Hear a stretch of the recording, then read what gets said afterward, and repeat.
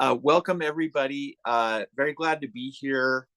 It's been a wild time for me recently moving to Los Angeles. And of course, I miss the Seattle Lodge, but I'm really happy to be able to participate via Zoom and, be a part of the fellowship that the Theosophical Society offers. It's a place that has always felt like home for me, and I'll continue to participate with the Seattle Lodge, as long as I'm around, and whether I'm physically present or not. And to that end, I just thought I would mention that in this modern age, we really have this interesting thing going on with the digital world, and part of that is that we're experiencing new ways of communicating and facilitating these connections that we have. And sometimes the connections are uh, just really innovative. Like, it's amazing that we can have guests here with us from South America enjoying this talk. And Zoom's a good place for us to be able to join in this way when we're so far apart from each other. But also, I think it's important to recognize the power of place. And the power of place plays a really important role for us, especially in the digital age, because we're constantly looking at screens or being shown things. And even though it is a connective tissue, it's a distraction from where we are now. And sometimes it's important to let go of those technologies and experience the real world, because the digital world is mediated. And I bring this up because there's two reasons. One, of course, is I want to recognize and value the opportunity that we have to speak with each other and share with each other through this digital medium in Zoom. But I think it's important to connect with your communities in the spaces that you live in, the environment that you share with others, and get out there and be in the same rooms or in the same landscapes with other humans. It's vitally important for us. And this relates to my talk today, because this this medium that I'm talking about, the digital medium, in fact, any medium that we experience our reality through is very similar to language, because language is a medium through which we're able to communicate and understand and perceive our reality. And that that is facilitated because language has form, and these forms direct our consciousness, they direct our awareness. And that's where we get this idea of mediation. We call it social media, we call it media, we call all these different things media: CDs, vinyl, books, programs that we watch, classes. These are all media, and that comes from medium. And medium is something that carries ideas. They're vessels, and language and the alphabets of language are vessels.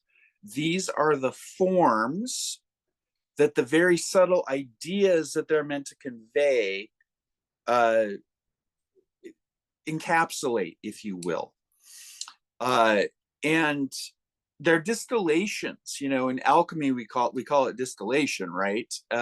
Or coagulation might even be a better term. Especially when we're talking about text. Text is a coagulation of a thought. It's a materialization of a thought. And that's what we have going on. Welcome, everybody. That's what we have going on with language. Language is a bridge between ideas. We can communicate with each other with language, and the words that we choose are the forms of which the spirit that we're trying to communicate can travel to others. So this is a talk about Hermetic Qabalah and language and Hermetic Qabalah. And since the Seattle Theosophical Society program season is focused on harvest, I thought that the roots and fruits of language in Kabbalah was an appropriate subject. And what I mean by roots and fruits, that's sort of an abbreviation for the tree of life itself. And the tree of life is a glyph that we use in Hermetic Qabalah. Here's a snapshot of it.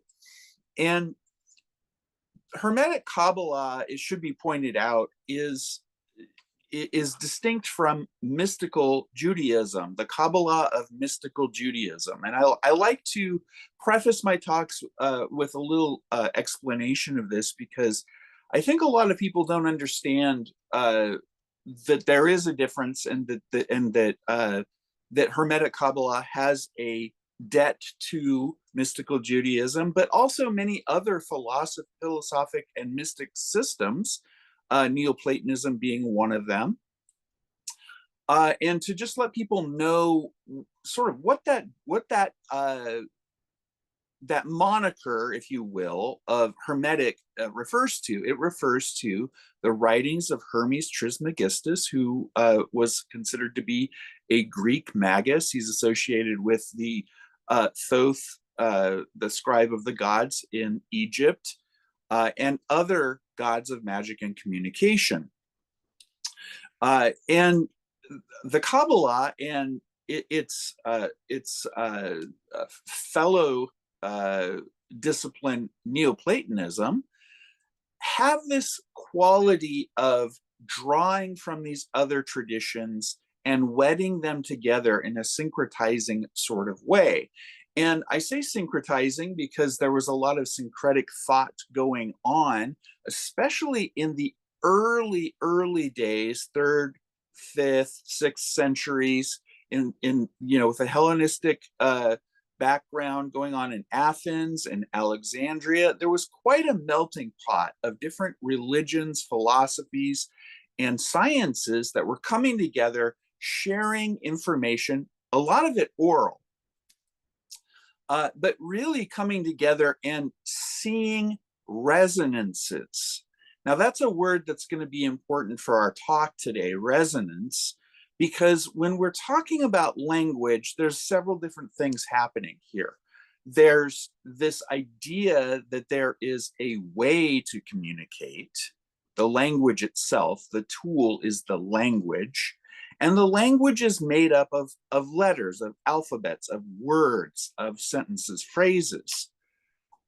And these components are unique in the sense that each of the letters have a particular shape, they have a particular enumeration, and they have a particular sound. So we have this threefold nature that's brought together in this idea of language, and 3 is the number of manifestation. This is when we start to see manifestation come into being, when we look at the numerological symbolism associated with Kabbalah and Platonism as well. So sort of to get back to this idea of the melting pot, because we have the melting pot going on in languages as well. Languages borrow from each other all the time. And it's an important thing to realize. And a lot of this borrowing happens because of resonance. And what do I mean by resonance? Well, when we think of resonance, I'm referring to the concept that we have with sound. When a particular tone is intoned, it can generate a resonant frequency with other harmonic tones that are similar to it. And this, again, resonates with the doctrine of correspondence. So when letters in alphabets have been given symbolic content, like, for instance, numerical values, because the Hebrew alphabet in Hermetic Qabalah, each of the letters has a number associated with it. And so when we get into numbers, we get into mathematics. And mathematics, of course, is one of the foundations of science. And so we can start to enumerate what the letters amount to. And we can bring letters together in different combinations, which will bring us different numerical values. These combinations of letters will also have unique shapes associated with those particular combinations. That's why some words sound different than other words. But there are some words that sound like other words, and there are some words that have enumerations like other words. Some words share the same enumeration, even though they have different sounds. And that is a type of resonance that happens through the mediation of language. It happens through the mediation of these letters. Now, we experience language and letters and writing on a daily basis. We hear words in our heads. We see them on billboards. We see them on our screens. We hear other human beings speak them.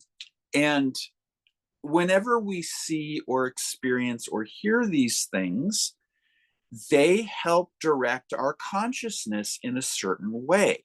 Those are forms.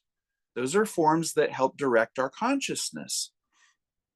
Now, a lot of theosophists will recognize that there is this thing behind words, behind the thoughts and feelings that words express, called thought forms. And thought forms are those very subtle aspects of things before they become apparent. It's the esoteric urge, if you will, of what we express when we use language, when we feel things, when we think things. There's a subtle impression behind that that instigates it, a vitality that instigates it. And a lot of us have experienced this thing where we might walk into a room where silent meditation has been going on and feel the peace and the calm without even knowing what was going on. Or we may walk into a room where a disagreement had happened and emotions were high, and we may not have been there for what occurred, but we can still feel the tension and the energy in the room. And that's because of the influence of thought forms. Now, in Hermetic Qabalah, these kinds of thought forms are thought of as being in a particular subtle world that Kabbalists refer to as Yetzirah, the world of the world of formation. Other authors refer to this as the astral world, and this is a very changeable world, the world of forms before they manifest for us in our physical reality, or even manifest in our minds or in our hearts. These are the building blocks, the very subtle building blocks, but the blueprint for what comes into our conscious beings. Okay. So I mentioned Neo-Platonism, and I mentioned the fact that Hermetic Qabalah is distinct from mystical Judaism, but Platonism and Neo-Platonism and Qabalah also came together. And this was later during the Renaissance is really when it started to peak. There was another melting pot going on, similar to the ancient world in the academies of Athens and Alexandria, but now we were seeing it in Italy, in the academies of Italy, or in Barcelona. There was also some synthesizing going on, where a lot of the different major religions and philosophies were starting to see resonances, or these golden threads, where the different traditions had similarities. And the similarity between Neoplatonism and Qabalah was this idea that all came from a single substance, the one. as it was referred to in Neoplatonism. And we know from Platonism, from of course, Neoplatonism comes from Plato, so the ideas of Plato, and even the concept of idea, Plato went very deep into and explained in ways that underscore a lot of these mystical traditions that I'm talking about, that the building blocks of language are built upon. And I think it's important to understand how language works and how these building blocks can be put to use in active and passive ways. We're always experiencing the benefits of language passively. We're receiving it all the time. But if we can become actively involved, then we're moving into a realm that many would refer to as magic, because magic is something that allows us the opportunity to change our reality in a very practical way. And Hermetic Qabalah is one of the disciplines in which this takes place. And language is an important aspect of how that happens. So during the Renaissance era, during that era when there was that commingling happening again, what we saw was the return of some of these ancient Greek ideas, these Hellenistic ideas, were starting to come back into Europe. After the fall of Rome, many of those manuscripts and those ideas fled that area and went over to the Near East, and they marinated in the Arabic world for a long time, where our Near Eastern cultures, they caretook that information, they studied that information, and they added to that information. And later, when it came back through into Europe, it was through the translations of Plato and the Hermetica that Marsilio Ficino had made and others. And we started to see this starting to come back into Europe and back into the West. So a lot of different cultural ideas, philosophical ideas, mystical ideas, mathematical and scientific ideas became encapsulated into Hermetic Qabalah, what we know as Hermetic Qabalah. And so it really has this resonance that can be felt in a lot of different traditions. It's a map. The tree of life in the Kabbalistic tradition is a map of the universe, a map of the cosmos, but it's also a map of our anatomy, of the human being. And I say being in that esoteric sense, the presence of being, not just our manifest being, not just being here, but being in general, and the fact that we have different states of being. And these different states of being are represented by the 10 spheres and the 22 paths on the tree. And this is a mathematical form. Again, we're talking about language and the letters and the numbers. And this idea of these different combinations of numbers gave rise to sacred geometry, to architecture, to all the arts and sciences. We have music, we have color spectrums that are associated with this. And it's this idea that all came from one. And so on the tree of life in Hermetic Qabalah, the one is represented by Kether, the crown. And this is the source of all things. But as we move into manifestation from the unmanifest singularity that the one represents, we start to divide up into the parts of the whole. Just as our anatomy, my head is part of my body, but it's not the only part of my body. So we have a holistic system that we can talk about as separate parts, but they're a part of a holistic system. So my hand is not my head, but my hand and my head are part of my body.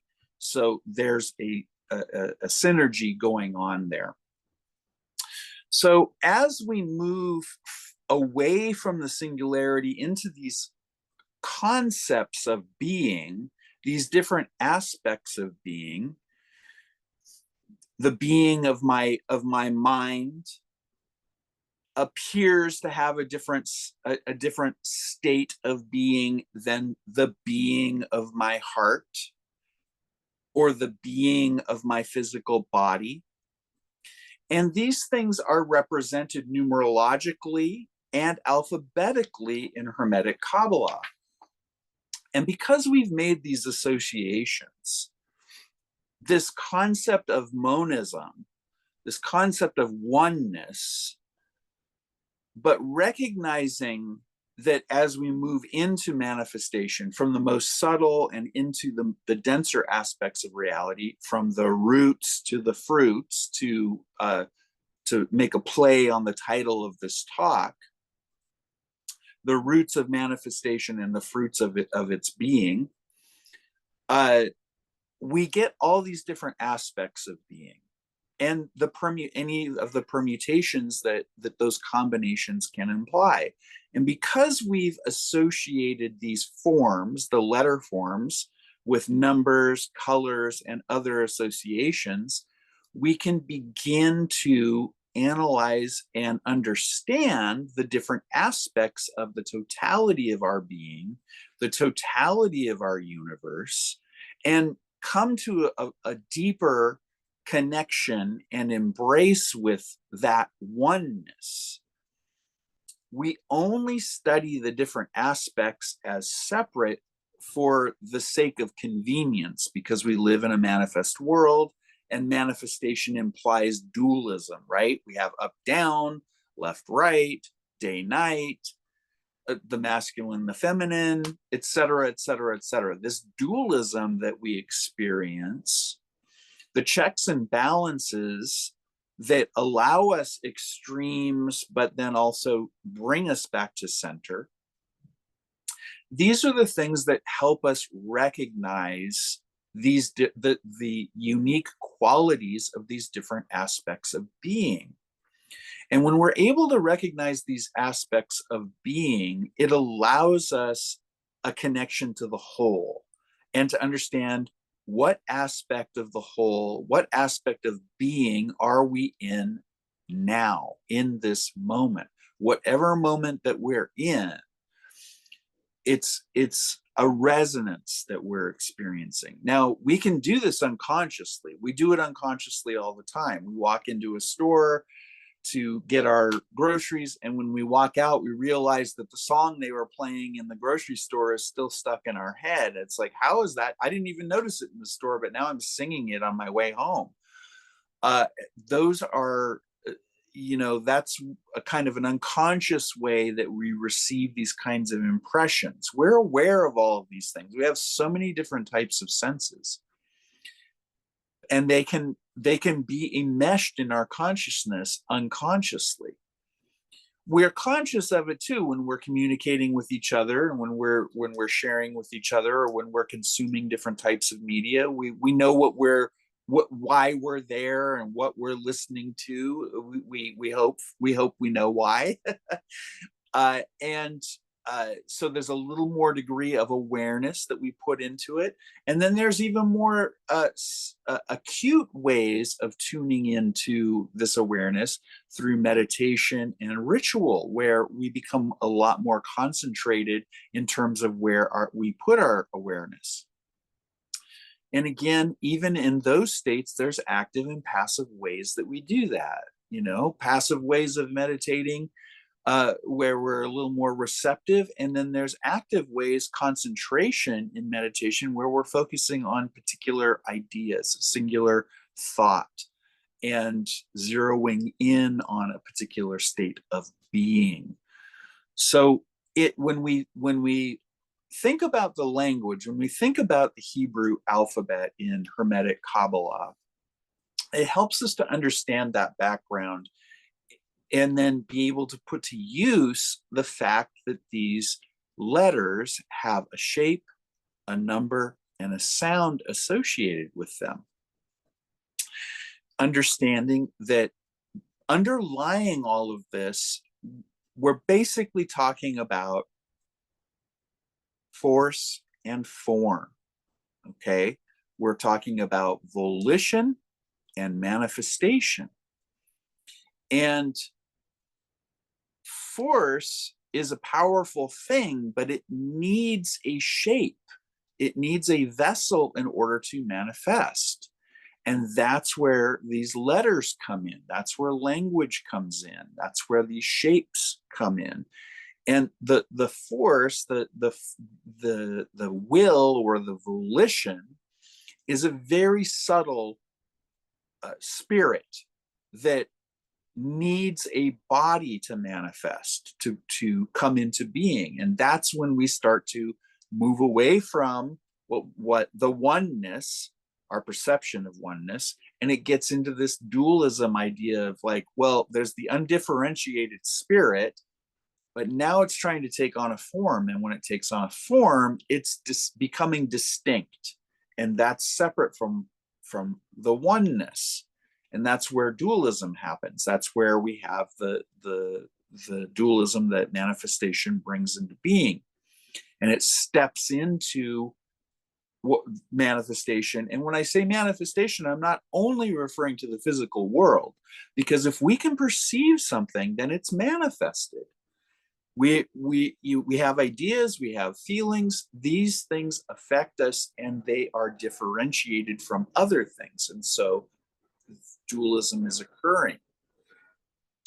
So if we want to bring that resonance back to the essence, the one spirit, we have to understand that there's a chain of being. And this chain of being is represented by the letters of the alphabet. And this is true of Hebrew and Hermetic Qabalah, but also of Sanskrit, of other languages as well. The Greeks did this. Language and mathematics, they're universal. We have different ways of expressing them in different cultures, but they're very universal in terms of how they work as bridges between the manifest and the unmanifest. So there's this science and mysticism of the letters in Hermetic Qabalah. And the correspondences that I talked about, shape, sound, and the numerical enumerations are among them. But Hermetic Qabalah also has other correspondences that arose out of this idea of resonance. And again, speaking of resonance, another way of talking about resonance is vibration, right? Sound is vibration. And in a lot of cultures, sound is associated with spirit. And one of the things I think is very interesting about that is that sound is not a thing. It is a motion. It's movement. It appears to us, and when I say appear, I mean that in terms of perception. We're able to perceive sound, and we're even able to feel it physically. Our eardrums can physically feel the vibrations of sound. But sound itself is not a physical thing. It is motion. So we're getting something from nothing. And that's a very magical concept. It gets back to that force and form idea that we're talking about. The concept that's behind the language, the concept that's behind the words that are being chosen when we speak. The subtlety, the volition, the will being given a form, a word of speech. And these resonances, these correspondences that we've given to the letters are shared with other things as well. For instance, there's correspondences in Hermetic Qabalah with the signs of the zodiac and the stars, the planets, the planetary bodies in the firmament, the days of the week, colors in the color spectrum, particular musical notes, scents, incenses, gemstones, magical images, divine names. All these things are brought together because they have resonances with each other. And this is what a lot of Hermetic philosophers would refer to as the chain of being. A lot of times in the old Hermetic and alchemical writings, you'll see images where the hand of God is coming down out of the clouds, and there's a chain wrapped around its wrist that goes down, and it's chained to the wrist of Mother Nature, and she's standing on the earth and the elements and the different aspects of the subtle worlds, the planets, the firmament, and what have you. And this chain it's misunderstood on the surface by some because it looks like things are locked up, but it is a type of binding. But it's really what it is it's the chain of being. And the Hermetic philosophers were referring to it as a chain because each of these correspondences are a link in the chain. And it's important to realize that all those links are important because they're a part of that holistic system. And it implies, this binding implies that there is a hierarchical way in which this chain of being exists. And that hierarchy extends numerically from the singleness of the monad, the singleness of the one, the one reality, the wholeness of the one substance of the universe.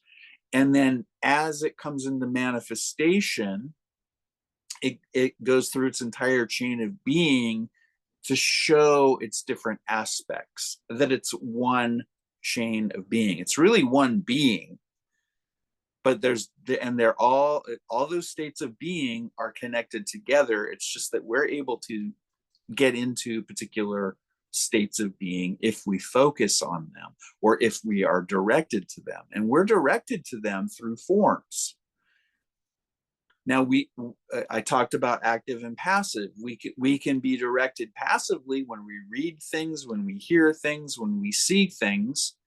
Something else is mediating that for us and presenting those forms to us and directing our consciousness. If we're unconscious, then our consciousness is directed and we don't think much more beyond it than what the message is being communicated. But if we're conscious of these kinds of mediations, then they won't have the same effect. For instance, we're all accustomed to seeing advertising. And for some people, advertising, it works on millions of people. That's why they keep doing it. You see a commercial, it's like, oh, well, if you buy my fancy watch, then all the kids will love you because you got the latest and the greatest of the new gadget.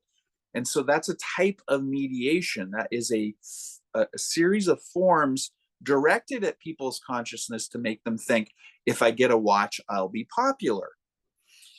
People that are more conscious understand that that's advertising, and so they're not wrapped up in it as much because they're more acutely aware of how forms can influence us.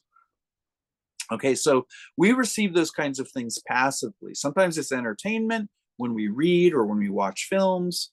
Sometimes it's not entertaining at all. It's just things that we see on the street or advertising or soliciting or manipulation we might experience from people. Those are negative sides of this kind of use.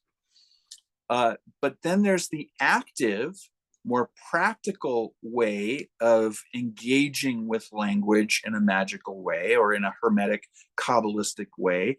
And that is to decide the kinds of forms we want to work with in our consciousness, the kinds of forms that we want to present to our awareness. We can use these forms directly. We can use these forms directly on ourselves in meditation and in ritual. And it's a really practical way for us to direct our consciousness. Language does this for us. The alphabet does this for us. Once we learn the alphabet as children and we learn the language as children, we're always learning more. I learn new words all the time because of reading or listening to people. But what's really interesting is when we learn the basics, when we just get the basics down, our consciousness takes those forms and starts to utilize them. They're great tools. And these tools allow us the opportunity to direct our consciousness in a more practical way. We do it automatically. We understand what people are saying. People, complete strangers who we've never met, they say things to us. We know what they mean. It's pretty miraculous. We can direct our own consciousness with words and phrases as well. And it really can be amazing what directed thought can do. If these abstract thoughts or circumstances can cause us to have our consciousness be directed in a certain way, i.e., hearing the repetitive song in the grocery store or coming into the room where there was an argument and really feeling that and being affected by it, those are very passive things. Think about what very directed kinds of use of language can do for us.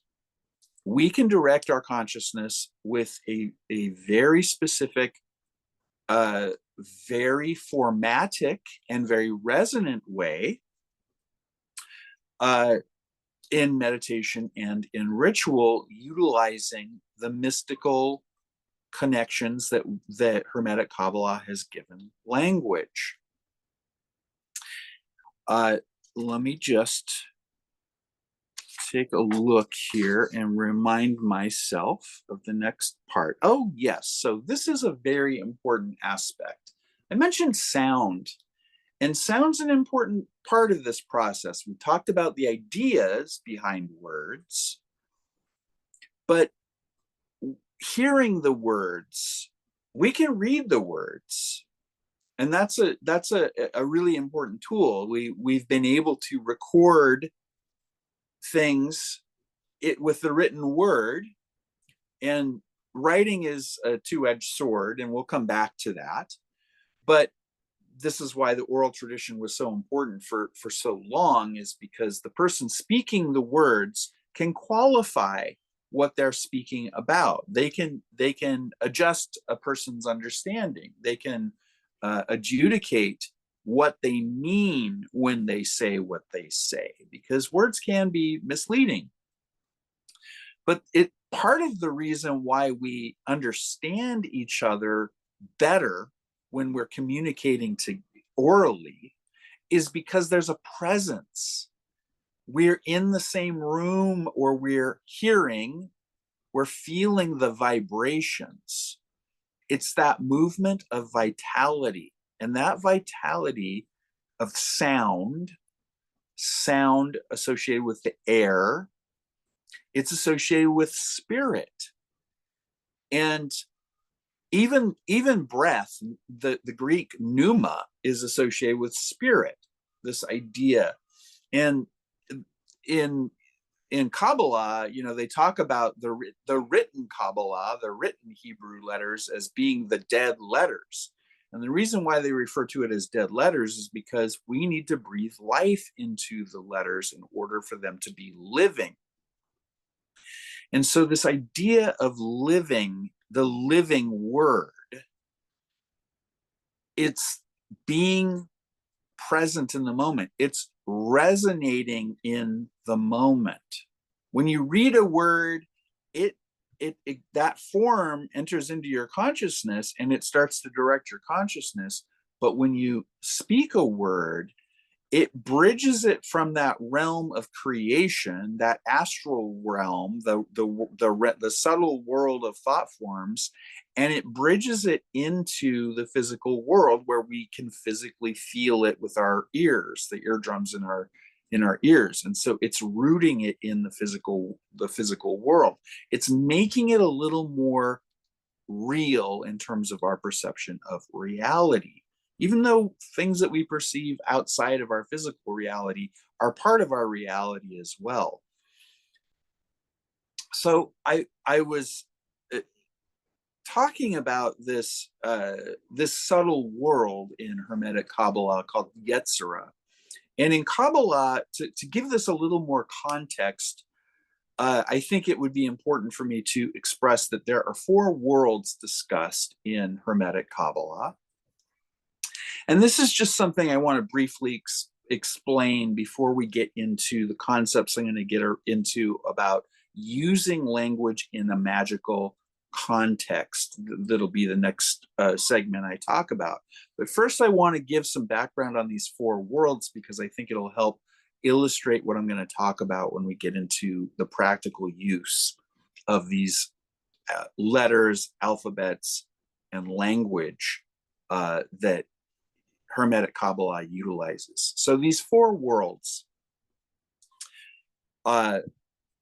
they represent different aspects of the one being, of the one universe, and they go from the most subtle to the most dense. And the first one is the archetypal world. It's called Atziluth. This is the world of pure spirit. It's that which activates all the other worlds which derive from it. This is the world associated with the divine names of God, the gods, and it's associated with the Hebrew letter Yod, which is also associated with primal fire. The next world is Bria, the creative world. And the creative world is the level of pure intellect. It's the world of the archangels. It's associated with the Hebrew letter He and primal water. Yetzirah, the formative world, is that astral world that I mentioned earlier. It's the formative world. It's here is where the subtle and fleeting patterns behind matter exist. All right, and there are angels associated with this world, the Hebrew letter Vav, and the Hebrew letter Vav, and then primal air is the element that is associated with it. And finally, the 4th world, Asya, the active world or the material world. This is the physical world and the unseen energies behind matter. And the cherubim are associated with this. And the final He of Hebrew, the Hebrew alphabet, and primal earth is the element associated with it. So you'll notice that these 4 worlds are associated with 4 Hebrew letters, and those letters are Yod, He, Vav, He, the Tetragrammaton, known as the Tetragrammaton, the 4-lettered name of God. And this is the name they refer to in the Torah, refer to the deity, and it's often spoken. A different divine name is used. Adonai, Lord, is spoken in place of this word out of reverence for the sacredness of the word. But this 4-fold quality of the 4-lettered name it continues in this idea of correspondence of the letters that we've been talking about, but in an abbreviated form, in this 4-fold form, and an elemental form, as we saw. Each of these letters and each of these worlds are associated with the 4 primal elements: fire, water, air, and earth. Now, we know that these elements are spoken of as the building blocks of matter, the building blocks of our reality. And so it's important to recognize that these 4 elements have permutations, just as the letters of any alphabet can be permutated, right? There's different combinations bring about different types of being or states of consciousness or states of being. So, and we'll get a little deeper into that in a moment. But I also mentioned that associated with these four worlds, we had the divine names of the gods, the archangels, the angels, and the cherubim. So again, we're talking about this idea of hierarchy or chain of being. And these divine beings, the gods, the names of the gods, or the different aspects of the Godhead represented by the divine names, the archangels that represent specific the specific will of the deity, the angels, which are associated with all things. Everything has an angel associated with it. And then the cherubim, which are very elemental in nature. They're associated with the four spirits of the directions, the four elements, etc., etc., etc. Now, in ceremonial magic and Hermetic magic, it's always been a very literary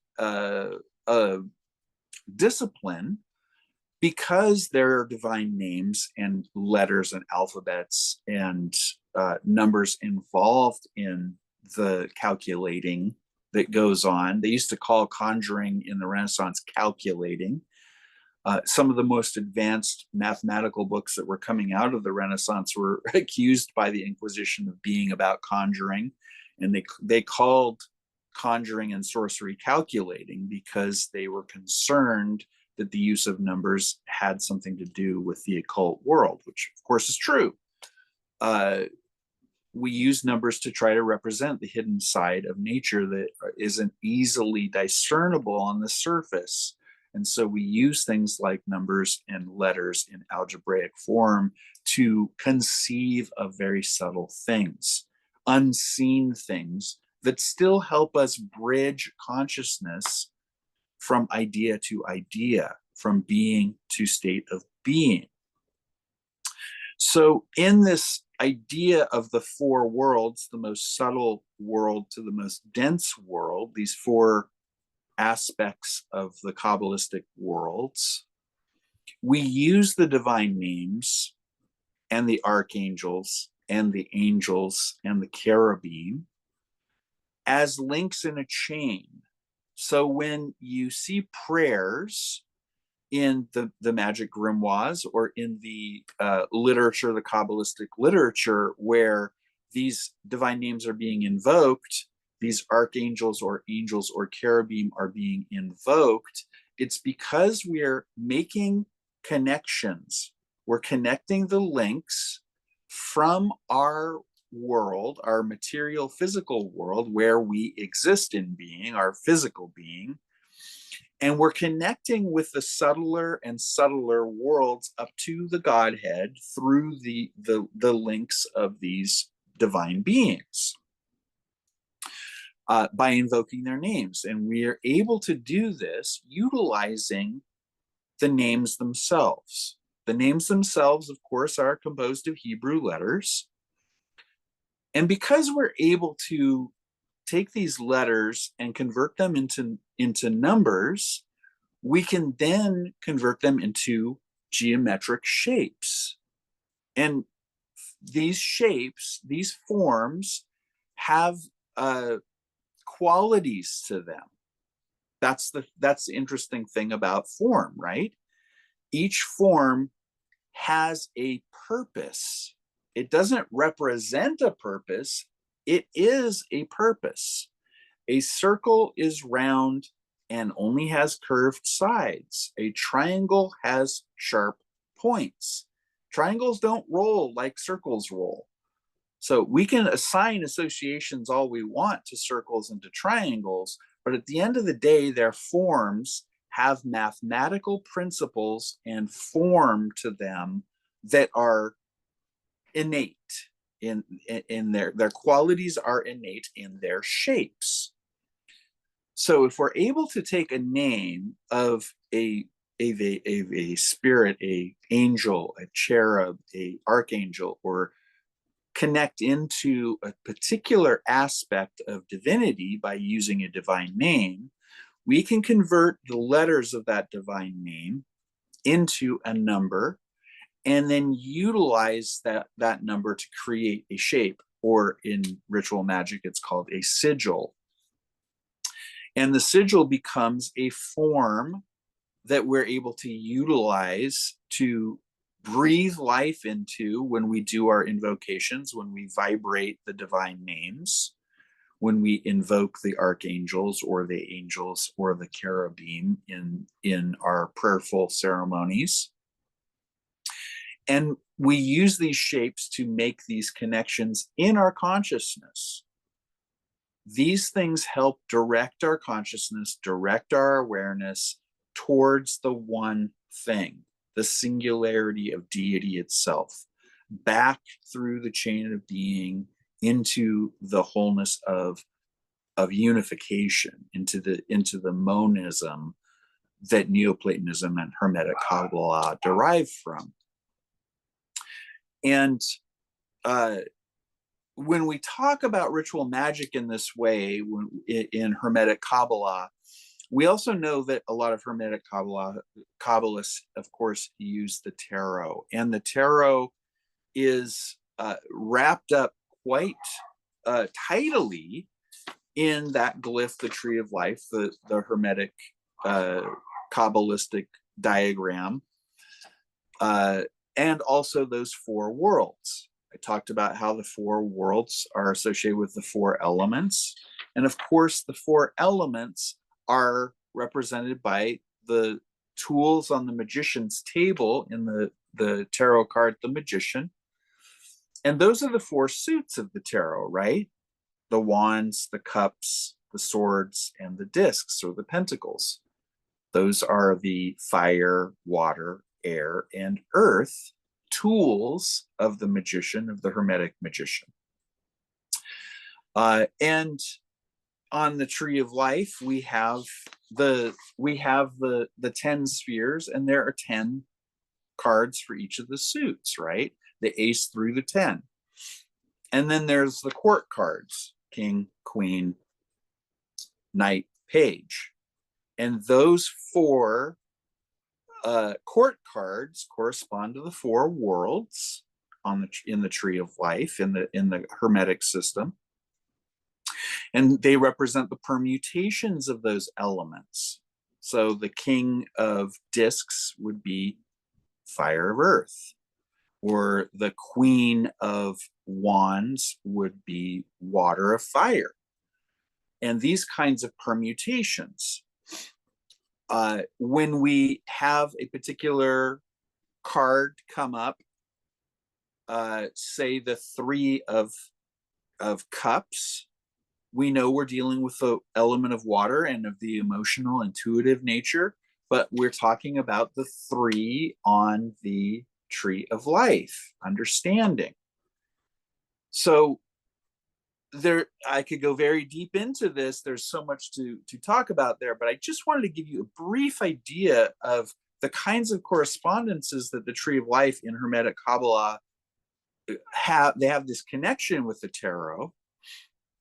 And the tarot sort of is, again, a language that we can use in understanding ourselves, understanding the universe, understanding how we might ritualize a type of consciousness or a state of being.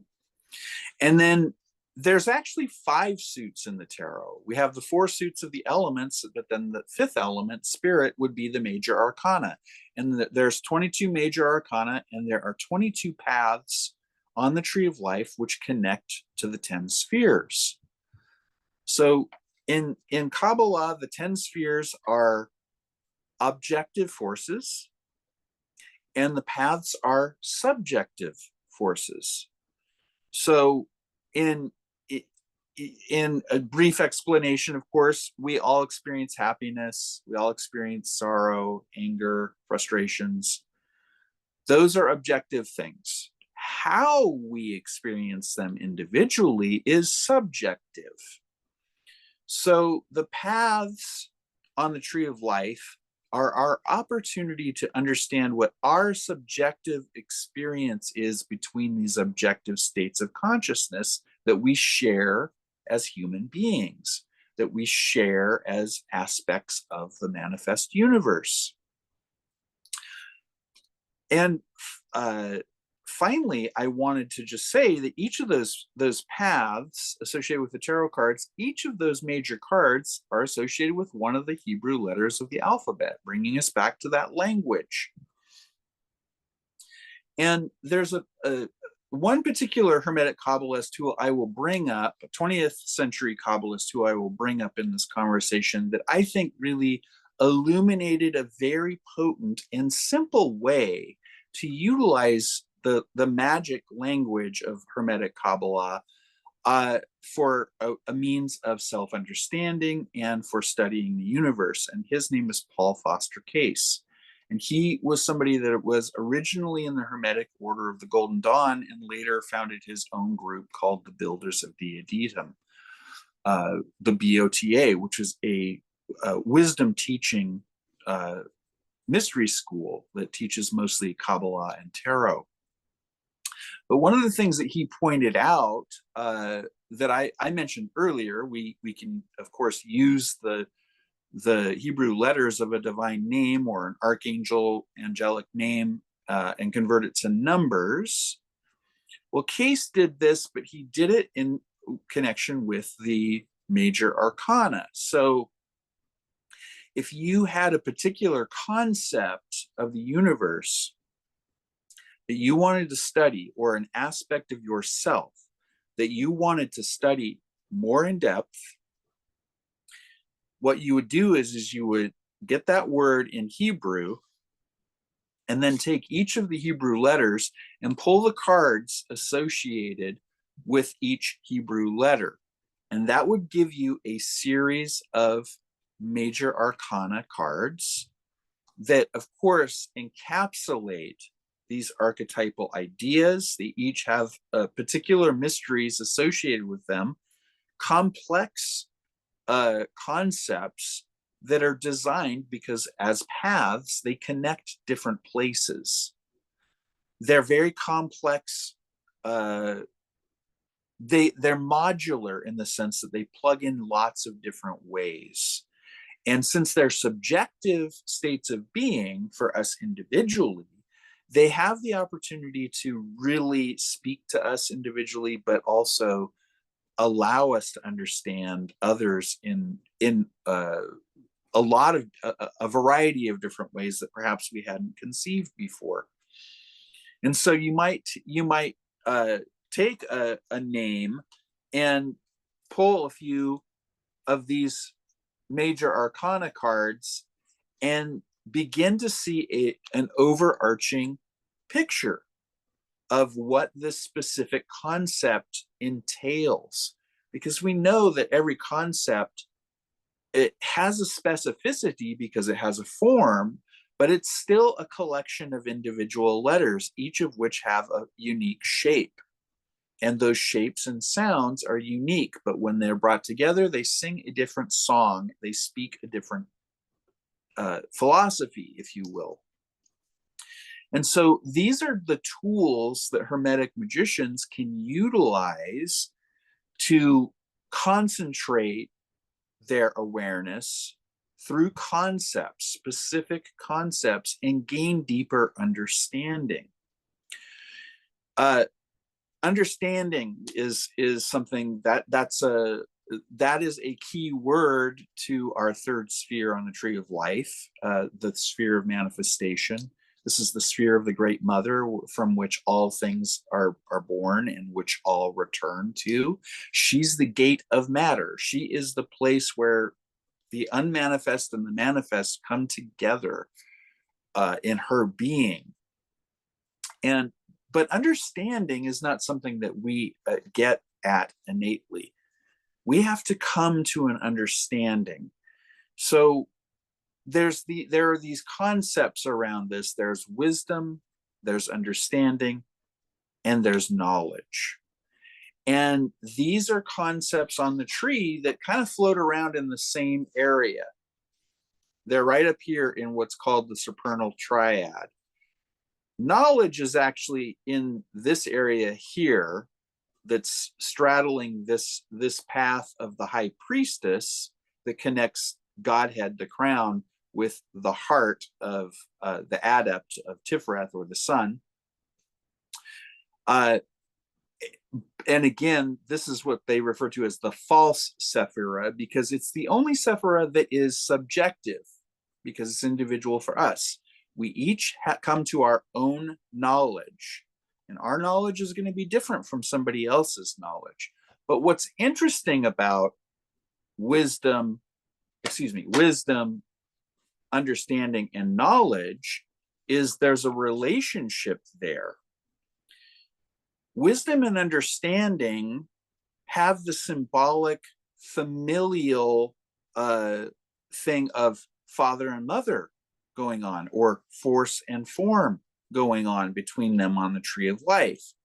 They are parents of knowledge. So we need wisdom and we need understanding to come to knowledge. The wisdom and understanding need to come together. They both need to exist in order for us to have knowledge. I can be given wisdom and not understand it. When I understand it, now I've got knowledge. So, I've got books. I've got books of wisdom. This is wisdom. But what good is it if I don't understand it? And it's not really mine until I know it. And that's why I tell people I don't believe in belief, because do you believe it or do you know it? And I think it's an important distinction to understand this idea of wisdom and understanding, that we can receive wisdom. We can even share wisdom. I can share wisdom with you and not understand it, but you might understand it. And that's why it's important for us to maintain these kinds of traditions and to carry on these wisdom traditions, because, we're all different beings and we're all in different places in our journeys, and we're always learning more, and we may not always understand, but we can be shepherds, we can be stewards of wisdom, even if we don't understand it, and allow those that come after us the opportunity to understand, the opportunity to receive that wisdom and to potentially understand and to receive their own knowledge of the wisdom that's been handed down through the ages. And I talked about the magician card a little bit earlier, but since I also mentioned the high priestess and her place on the tree where she's right there where knowledge is, I wanted to just pull her up too, because she's also quite magical. The high priestess is, the feminine form of the magician in a lot of ways. No man hath lifted my veil. She's associated with Isis. She's associated with a veil because a veil is a permeable curtain. It allows the light to shine through it, but we can't see through it, but the light still comes through. And if you look, you can see that in her lap she's holding a scroll, and it says Torah. It's the wisdom teachings. Okay, now the high priestess is also associated with silence and secrecy, because of that which not but silence may express. She is that veil that is concealing the concealed mystery of Godhead, that which cannot be expressed. We express divinity in our wisdom teachings. That's the scroll that she's got here, Torah, which of course you can permute the letters and it makes tarot, right? Or rota, the wheel. This is a kind of Kabbalistic alphabetic tool as well, Notoricon, the permutations of letters. That's a whole nother talk. But the thing I want to point out is that the scroll, this written form, that's the wisdom. we don't necessarily understand it. That's the danger of the written word. It's not the word, it's the it's the written form of the word. And this is why, in mythology, in Egyptian mythology, when Thoth created the hieroglyphs, the other gods were very angry about this because they knew that misunderstandings would come from the misinterpretation of the glyphs. And that's that two-edged sword that I was talking about at the beginning, because they recognized that language was a type of mediation. It can be a bridge to understanding, but it can also mislead us. And that brings us back to what I started this conversation with in terms of talking about the digital world and the medium of Zoom and the different types of media and mediation that we have access to in the modern world that can be great tools for us if we use them consciously and not be used by them by being unconscious.